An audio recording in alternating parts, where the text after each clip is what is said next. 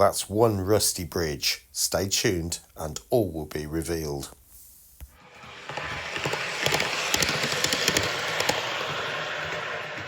Well, good afternoon everyone and welcome to Piccadilly Eastway. Now this was pretty much the scene you saw at the end of the last video, and this video I'm now going to start thinking about painting things up and adding quite a lot more detail. I have had a few people saying I need something on here to make that a little bit less bland, and also down the other side as well. So these are my proposals then. As you can see, I've 3D printed lots and lots of little bits, namely partly these sort of pillars, if you like, and they will be covered with brick paper and stuck on.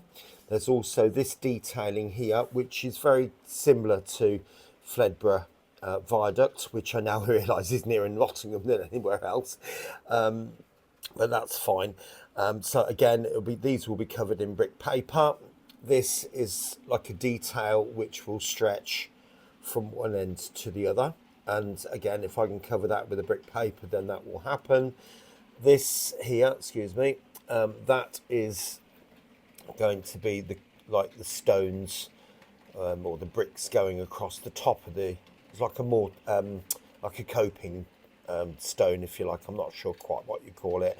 So each one of these will be a header going across the brickwork on the very top of it.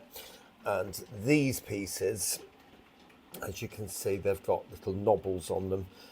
They will be going around the outside edge of that once I've got that on.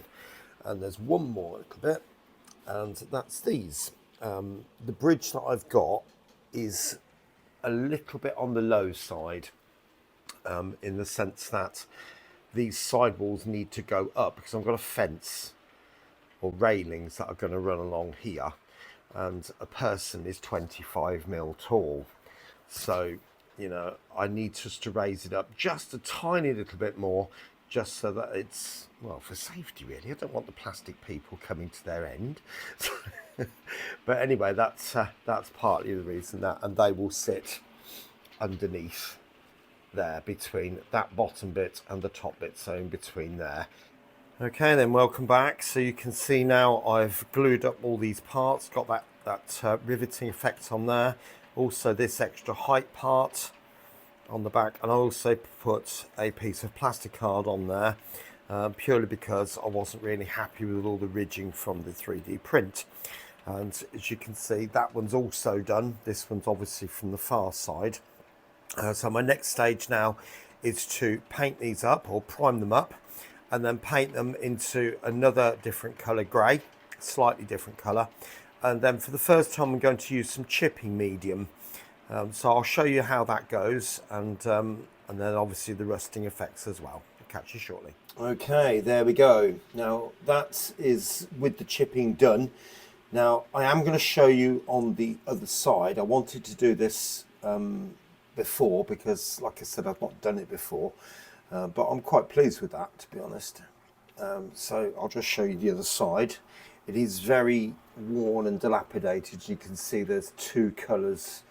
It was kind of originally painted, and obviously rust has taken over in varying parts. So let's go to the other one and I'll show you what I did. Okay then, now I'm not going to go through literally every single step, and it will become obvious why shortly, but I want to go through the main significant ones, so if you decide to do this you'll have an idea of what to do.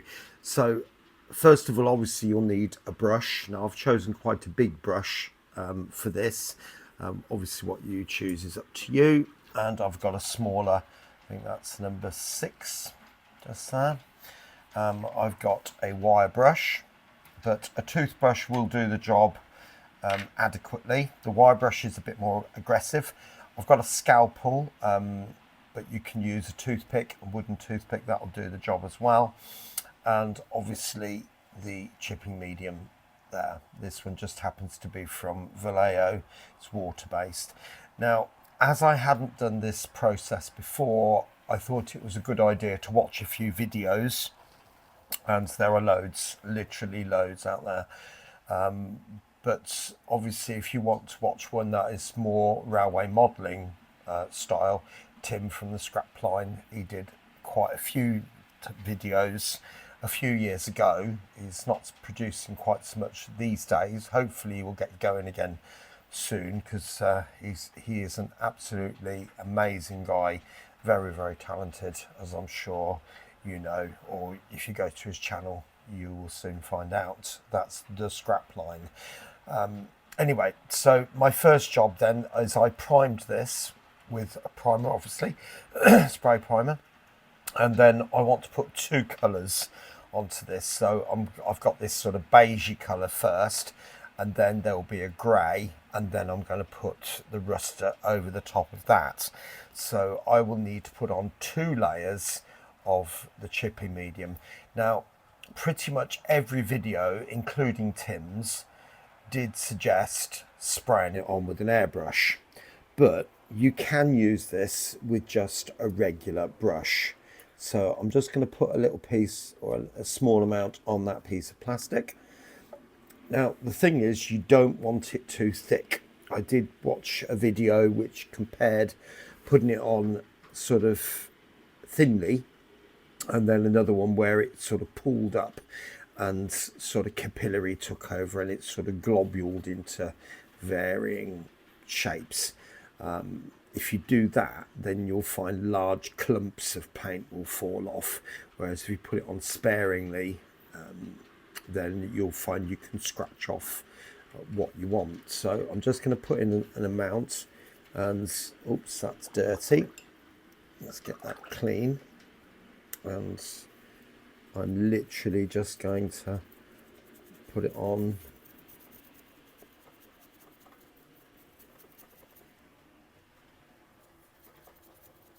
just like that. And the idea really is to spread it out. As I said, you really don't want this pooling in any way, really. Okay, that's pretty much it. Obviously with this particular example I need to do the edge all the way around there, and also the back, and I'll do that shortly. The back is literally just something like that. So anyway, I'll get that done, and then it was a case of putting it on a radiator or to dry in 5 minutes, or you can leave it to dry for about half an hour naturally. Entirely up to you. I'll catch you shortly. Okay then, now the last time you saw it, it was beige, so I put a layer of chipping medium onto it, as you saw, and then once that was dry I then painted it grey, and then put another layer of chipping medium. I thought, I'm not going to let you sit and watch, you know, just be painting it grey. That doesn't really make a lot of interesting viewing, does it?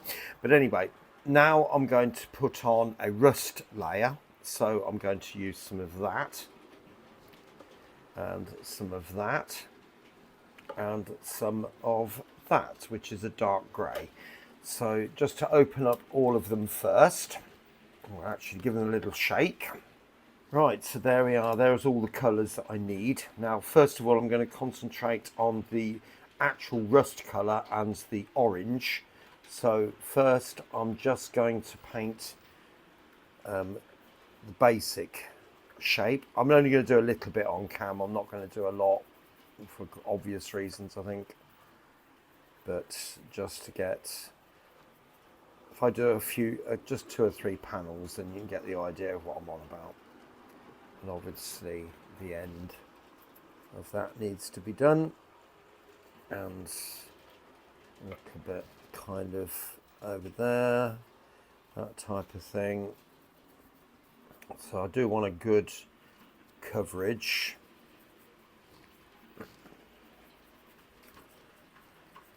I do quite enjoy doing this sort of stuff. It is quite sort of relaxing and satisfying, isn't it, to do your own weathering, that type of thing. But there we go.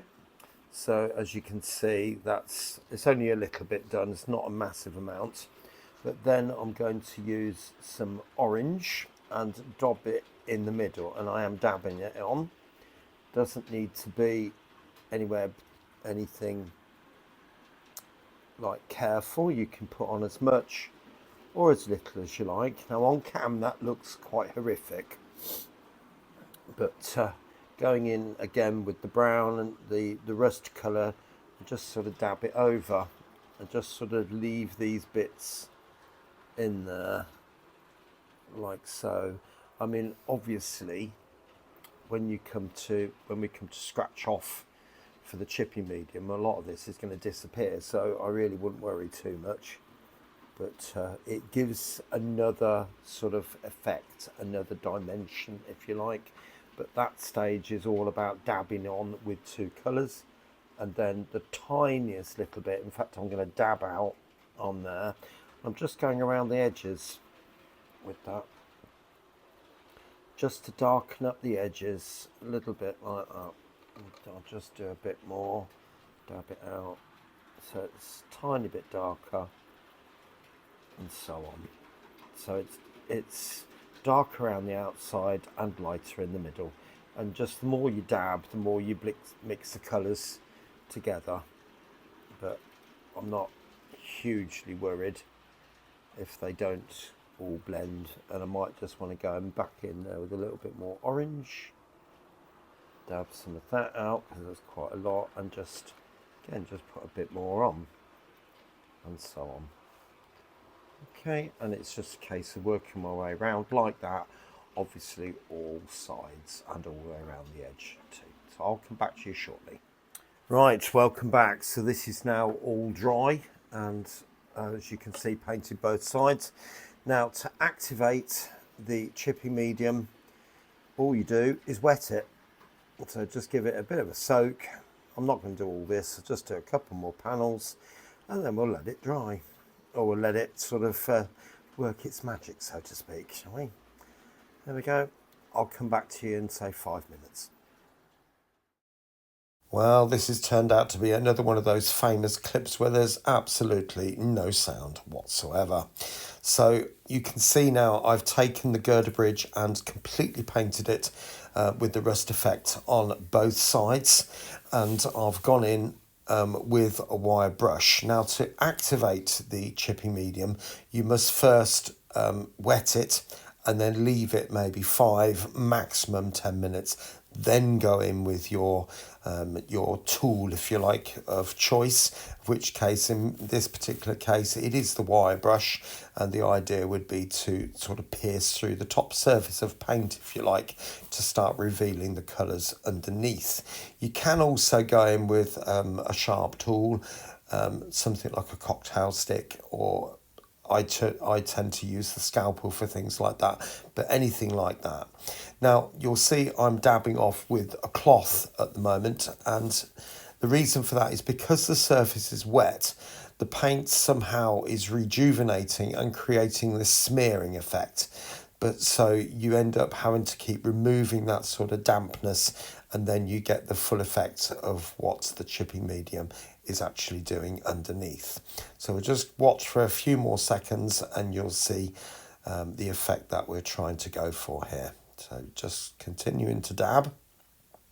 There we go. And another wipe, and you can see how the paint now has chipped off from underneath, and so it's just a case of keep going until you get the desired effect. Okay, and you can see that's coming off very easily indeed. Okay, let's move on. Just thought I'd show you these last few sections because they've had the chippy medium activated for quite a bit longer than the other end, and I'm literally just scrubbing with the brush there, and you can see that the paint is actually coming off, which is leaving quite a nice effect, I think.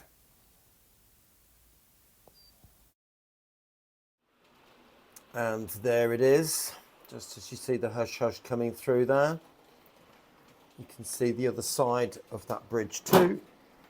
Get an idea of what that's looking like from the road. I did paint the top of that section only because these are going to be covered up, so there's no value in doing that. And you'll probably also realise that I've ballasted the track as well.